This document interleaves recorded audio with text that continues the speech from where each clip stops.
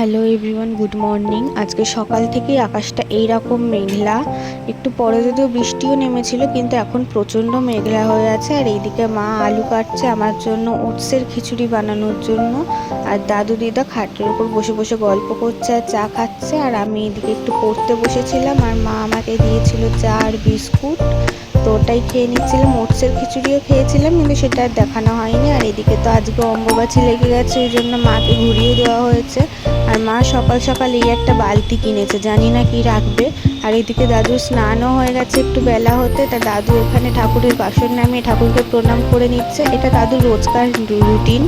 আর এইদিকে একটু দুপুরের দিকে দেখো কত মেঘ করে এসে বৃষ্টি পড়ছিল। আর এইদিকে দাদু খেতে বসেছিল, আর আমি বলছিল আমি খাচ্ছি, তুই ভিডিও করলি না তো। আর বিকেলের দিকে দেখো গাছে কত সুন্দর কুড়ি এসছে, আমি সেটাই তোমাদেরকে দেখাচ্ছিলাম। এত কুড়ি এসছে।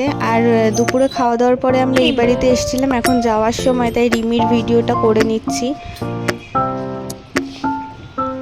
বিকেলবেলা ওই বাড়িতে গিয়ে আমি, দিদা আর মা মিলে গল্প করছিলাম। দাদু বাইরে বসেছিল, বাইরে থেকেই শুনছিল আমাদের গল্প। আমরা ভেতরে এসে বসতে বললেও বসে না, বলে একটু বাইরে বসবো। আর আজকে তো সন্ধে দিতে নেই, তাই একটা ধূপই জ্বালিয়ে দিয়েছিলাম, মন্দিরেও দিয়েছিলাম আর বাড়ির ঘরের ভেতরে দিয়েছিলাম। আর মা সন্ধ্যেবেলা আমাকে এটা দিয়েছিল খেতে।